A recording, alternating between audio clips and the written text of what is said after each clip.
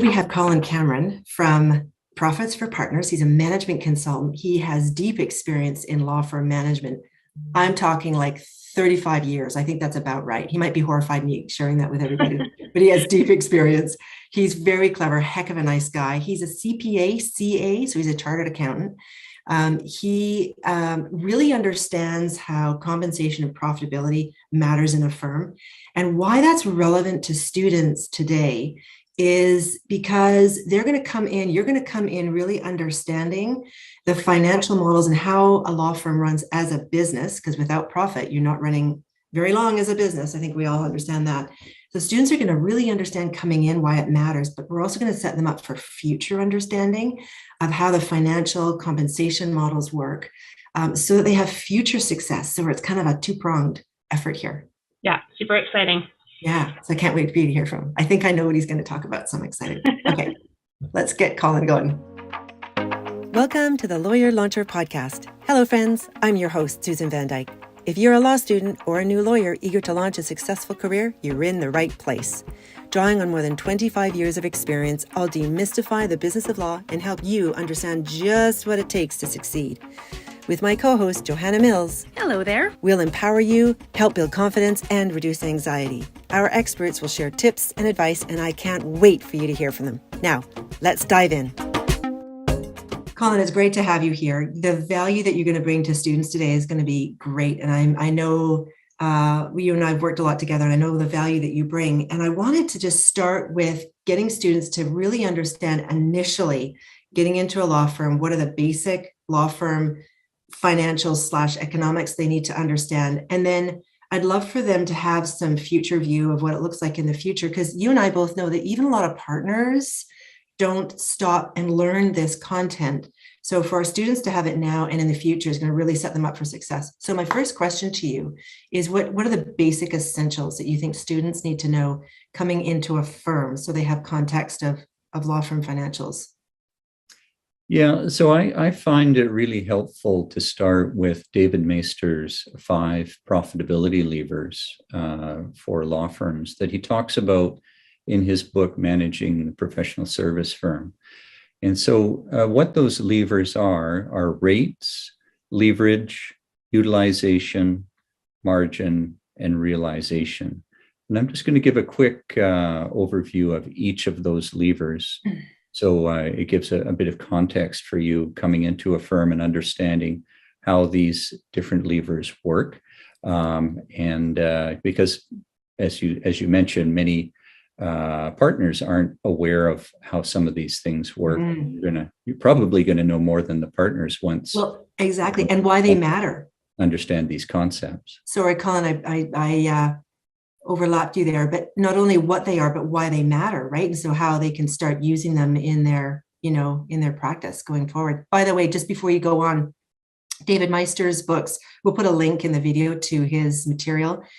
He is, I think, long retired, but he was like the master of professional services marketing and management. So he's a real guru out of the States. Excuse me. So Colin, those 5 levers, where do you want to start? You want to talk about rates first? Yeah, let's talk about rates, because rates are really important and can be tweaked very easily to increase the profitability of a firm. And we talk about effective rates is the one that is most important. And so if you look at what you bill compared to the hours that you bill, you come up with this calculation of what the effective rate is. And so firms can calculate effective rates for you as a timekeeper, or they can do it for a client, they can do it for the firm. So at all different levels, the firm, the client, the lawyer, even the matter, they can understand what their effective rate is. And so that's kind of measuring that rate at the top line and increasing revenue. And so just increasing your effective rate by $5 or $10 an hour can make a dramatic impact on profitability with not a lot of work on the part of the firm. So that's the first thing. And the second... Let me go back. Can I just put that in the context of a student? So what would be a typical student rate as they come into a firm? What would be their hourly rate? Probably It could be somewhere in around, say, $150 an hour might be kind of a starting point for a student rate. So 150, maybe less, will depend on the market, 150 an hour. So that's the rate that they're going to clients to charge, but the effective rate is likely to be quite a bit lower. For students, it can be, Yeah. because for someone who's just starting out and learning, there's going to be some significant write down when the time gets billed. Right. So it wouldn't be surprising. It could be as much as a 50% write down for a student, which gives an effective rate of about, say, $75 an hour if their standard rate is 150. But that shouldn't be your concern, because the firms are aware that you're coming in, you're learning, and the billing lawyer will take care of that time when they bill. So the key for you is to get all your time in and let somebody else worry about billing the time. So that alone is so helpful. So a student can bill at $150 an hour. They can work on something for 4 hours, just to do really simple math here. So, a student would think that their bill is going to go out for $600, 150 times 4. But when it lands at the partner looks at that and goes, okay, I'm actually going to write off. I'm going to set aside half of the time, because it really should have taken them 2 hours, but we get it. They're learning. It's the first memo of this nature that they've done. They did a lot of research, what have you. So the effective rate is actually half. So the effective rate that goes to the client is actually going to be $75 an hour. I just wanted to go over that one more time, because I think it's such an important point that you make, and that not to worry about it, because it's the student's responsibility is do the work at the best rate, the best ability of your level, get good instructions from the partner, but record your time. Don't be shy about recording your time, and let the partner take care of it. Yeah. So that's rates, right? Yeah, so that's the rates. And then the next really important concept is leverage. And again, many partners don't understand the impact of leverage and its impact on profitability. So when we look at leverage, one of the metrics we look at is associate to partner leverage. So how many associates does the firm have? Maybe they've got, say, 5 associates and they've got 5 partners. That would be a 1-to-1 associate to partner leverage.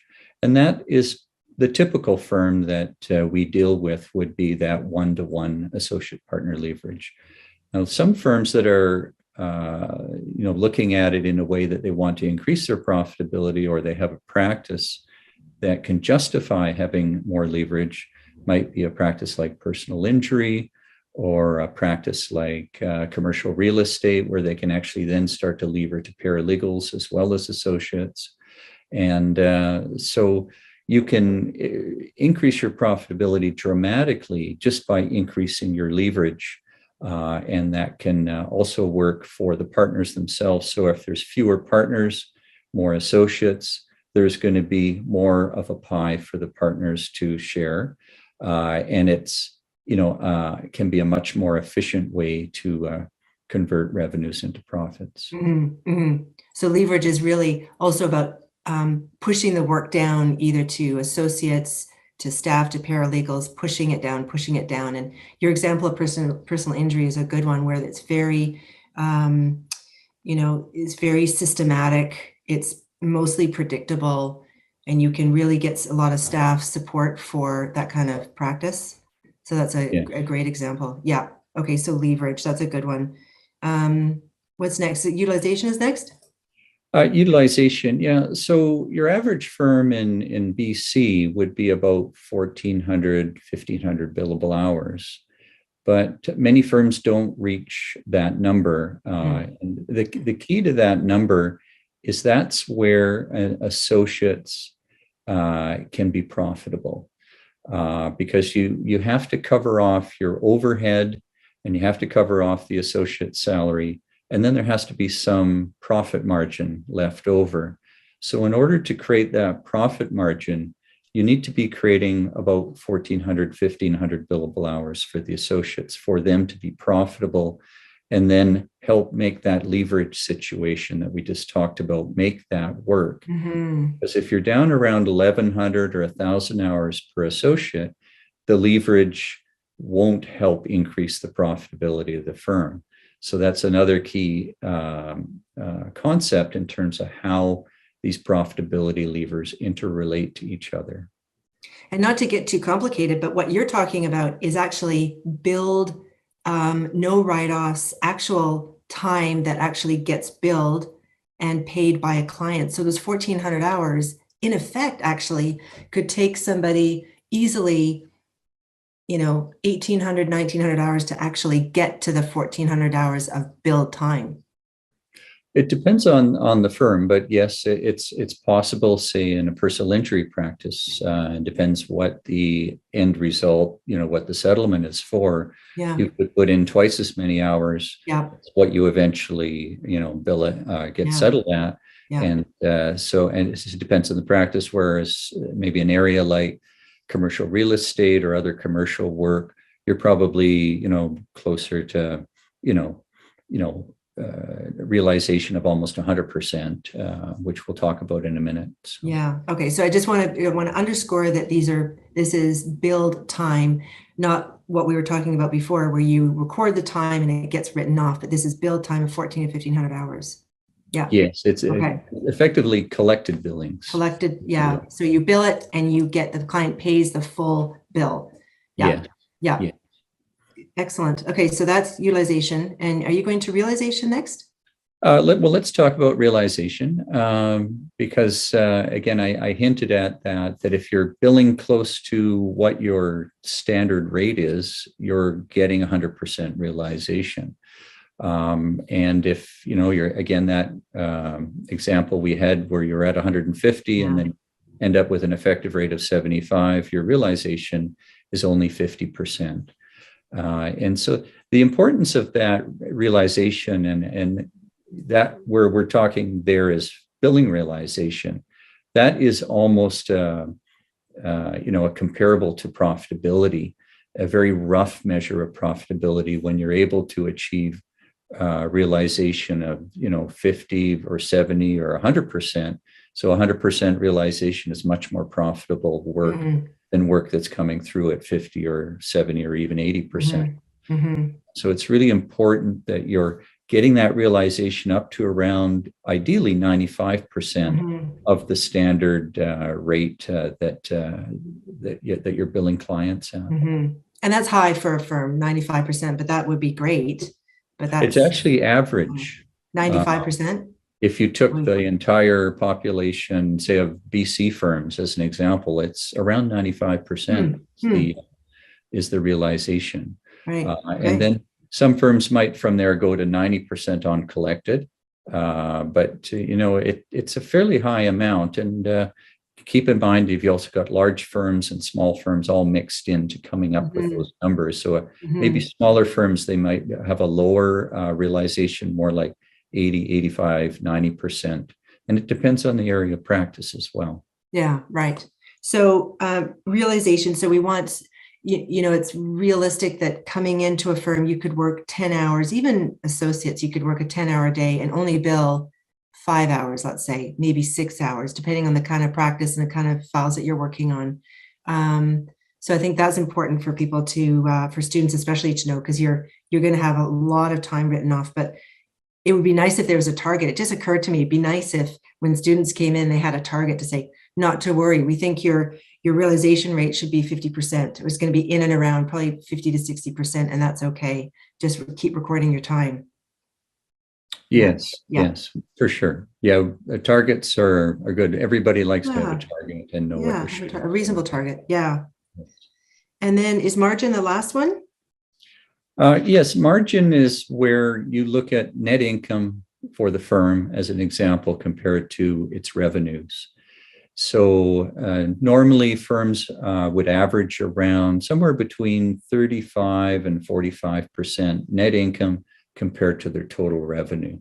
So it's almost comparable to that 3-to-1 compensation ratio that you hear about, that you bill out at, that's your 100%, and then you end up with profit of about 33%. Mhm. So that's 3 to 1 effectively. And that's the margin firms are usually looking for from associates, getting that 3 to 1 billings to compensation industry rule of thumb. Mhm.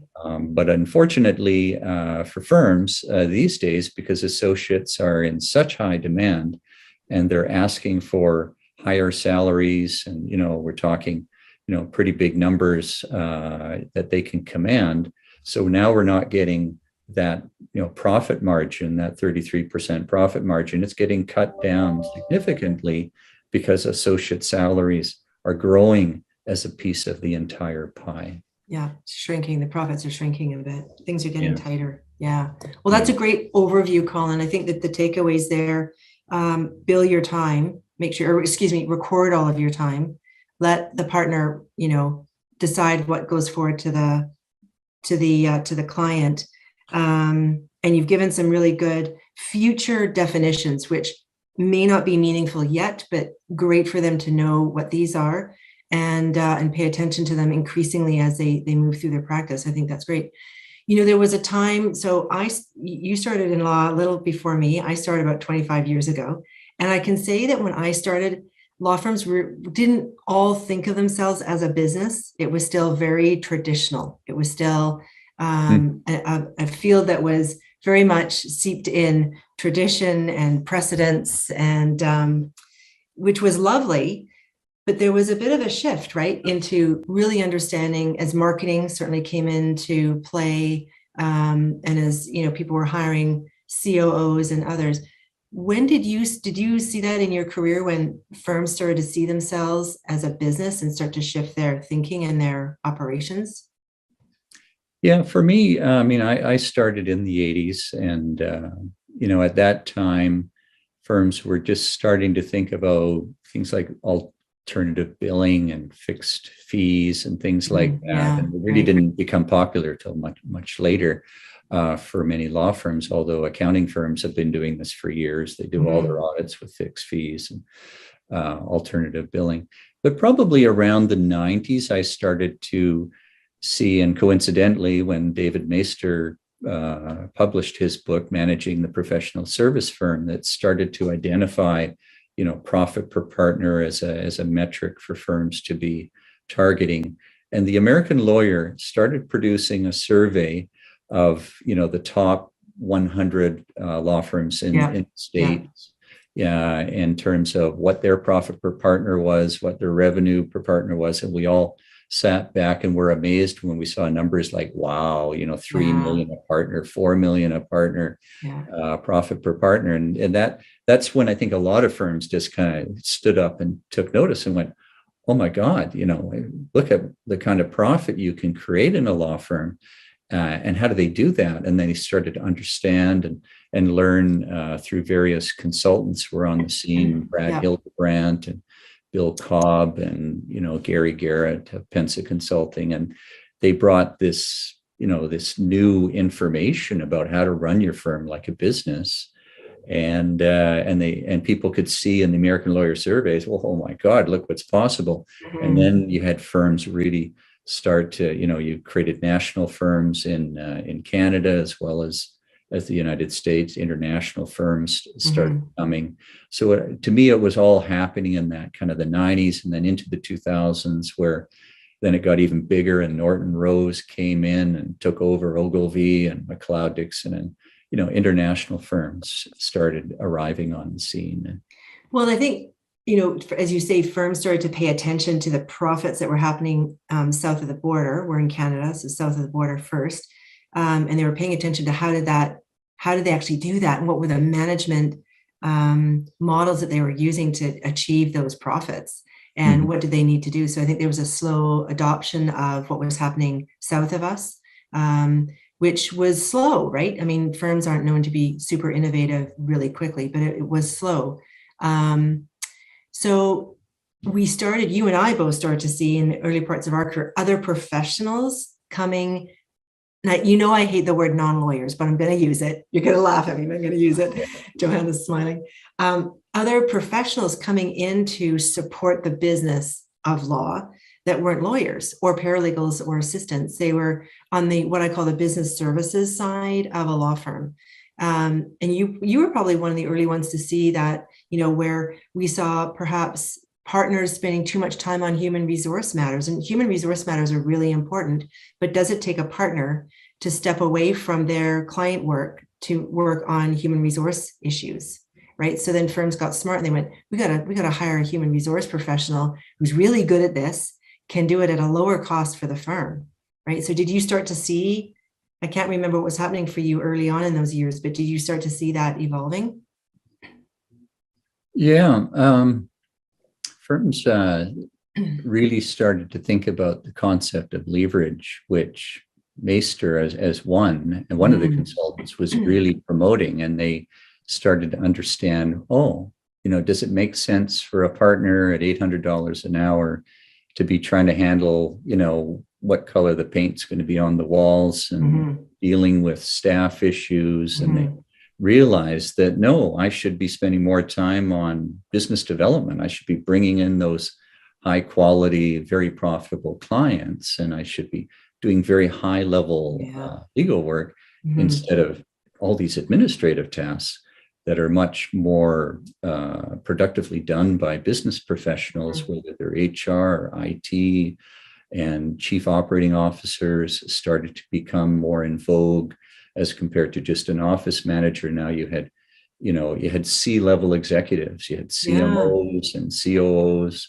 starting to come in, and then you started to see managing partners and CEOs, and the concept of being a CEO in your business, just like any regular business, started to become much more popular. So you're talking about the C-suite, and I just want to define that. So CEO, I think, is fairly commonly known as the Chief Executive Officer, COO, Chief Operating Officer, CMO, Chief Marketing Officer, and so on. So that's what we call the C-suite, which was adopted in the South or in the US much earlier than it was for us in Canada. But we have started, many firms now have COOs. You and I have served as COOs in firms, and other C positions, chief positions, particularly in the national firms. They have those positions well in place and have done so for some time now.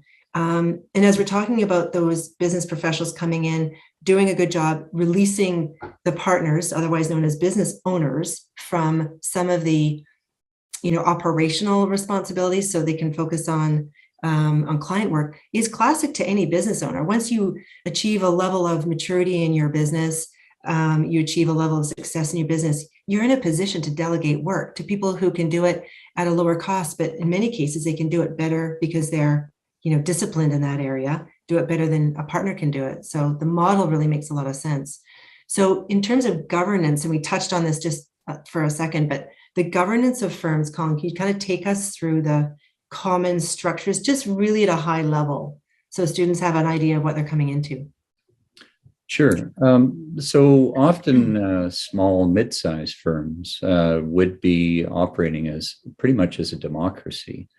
So that's one model that is actually very common because lawyers are pretty independent and they tend to build their own practices, and then they come together in firms. And so partners are involved in almost every decision and want to be. So it's one model. It's not a very efficient model because you've also got committees, and then you don't have a managing partner. You may have a management committee, but they may not have a lot of power to make anything happen. And so that's one extreme, is the pure democracy. And actually, probably at least half the firms are set up like that in the small, mid-size arena. If not more, it might even be higher than that. It depends on the area and US versus Canada geographically. So the other model, which it tends to be more effective, is to actually have a managing partner that has authority, to make things happen, and is elected by the partners for, say, a 3 to 5 year term, and would then be able to execute the firm's business plan. And they would coordinate the plan, get it going, and get the partners together and get them. If they have a plan. Well, this would be creating the plan, for many firms, and many firms don't have a plan. So a very good point. We walk into firms all the time. They don't have written strategic plans. And that's usually our first recommendation. You need a plan that's actually written and that people are following and is actually being implemented.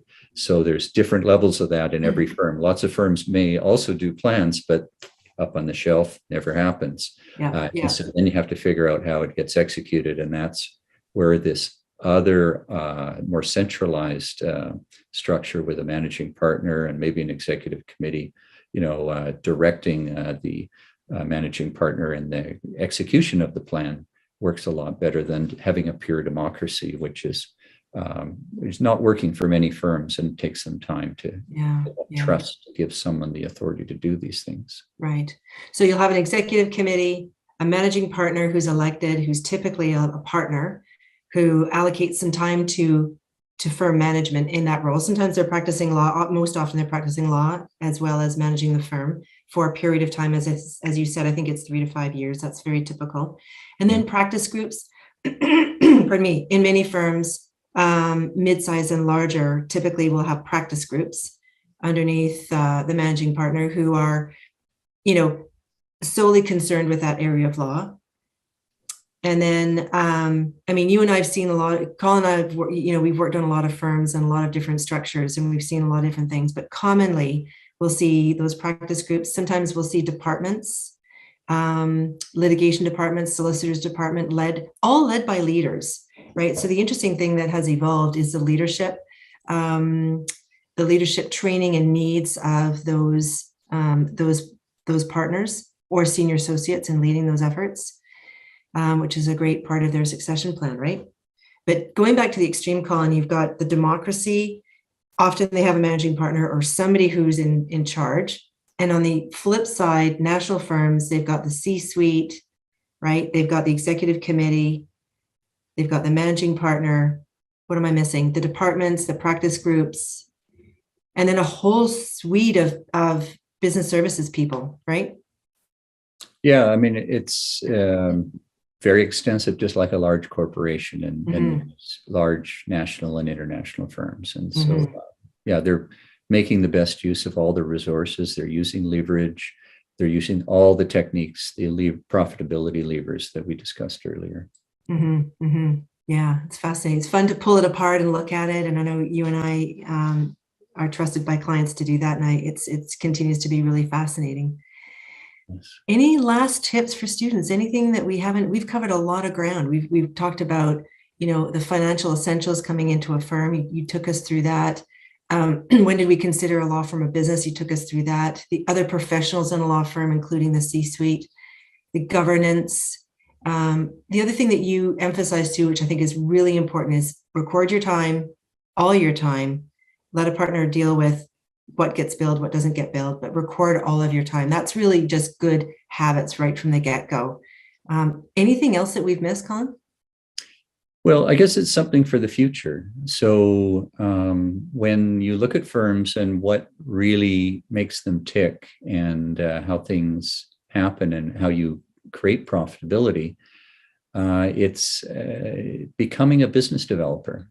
So we're getting into that. About that, even from the start, that thinking about, so what area of practice do I really want to get into and enjoy, and building that network, and then thinking about how I'm going to be a client developer, because that's how you're going to become a partner in the firm.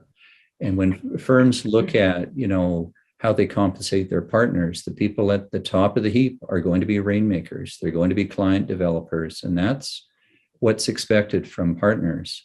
And so again, many firms, they kind of go along, they don't build this in with their students through their associates, their senior associates. And then all of a sudden you're a partner, and now I'm expected to develop clients.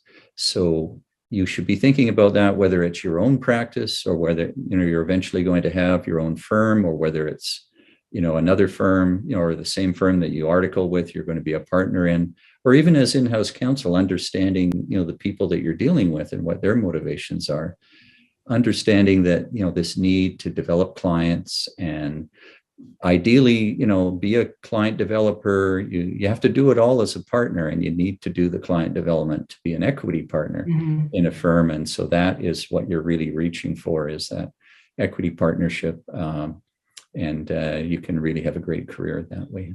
Equity partner where you have a financial stake in the firm, because there's other models of partnership, of course. Yeah, I love that. And I love that it's the accountant that brings in the business development. I don't know if Colin and I have worked a long time together, but you've got, I mean, that's been part of your, your formula for success for many years. I know that you really understood that piece of it. And it can start early enough, right? Even in small measure, to really start forming those good habits, to position yourself to develop business. And I know that we're going to be teaching our students a course on that right from the get-go, so they can start on that. It's sort of like compound interest, right? Start benefiting from those contacts, and then continually, move through more sophisticated strategies as they develop as lawyers, right? So, and I, the notion of partnership too. Some firms may not even invite you into the partnership if you haven't developed your own book of business. So that's something to think about as well. Colin, this has been fun. You and I have spent many, many hours talking about what you just took us through in a few minutes. So I appreciate you condensing this into a small, short little package here. And this was really helpful. I really appreciate you coming in and helping students get some framework and some orientation. I wish all of our students knew this content coming in. Johanna, any last words? Yeah. Sorry? Thanks for having me. Yeah, it's great. Stay tuned for our Lawyer Launcher debrief. So Colin hit on so many different pieces of how you can evaluate, look at, manage a law firm business.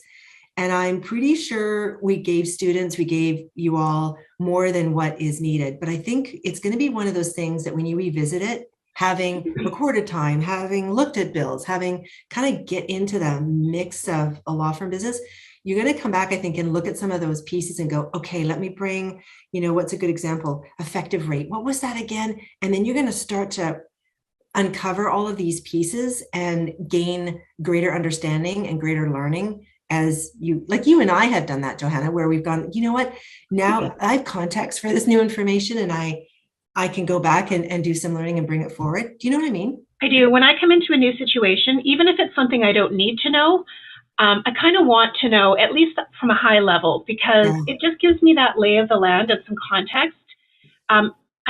Even if I don't get into the nitty gritty of understanding everything, it just helps me see my place in the big picture when I just get a general sense. So, I mean, I remember when I first worked in a law firm, not as a lawyer, obviously, but as an admin assistant, I didn't really know anything about the legal world. I just kind of found myself in this job, and I was scared to say something dumb, frankly. And so often I would just kind of be quiet. And had I, at that young age, perhaps done a little legwork and done some research, it just gives you that confidence that you know where you fit in. You know when people talk about something, you do understand roughly what they're talking about. And I think for students coming into a firm, they want to look like they know what they're doing as much as you can at that stage of your career. And so I think just having a general understanding of all aspects, and that's really what our course is about, is helping people understand all aspects of this new world that they're coming into so that they can just tread more confidently. And when they hear something, they'll have a reference point for that. Reference point.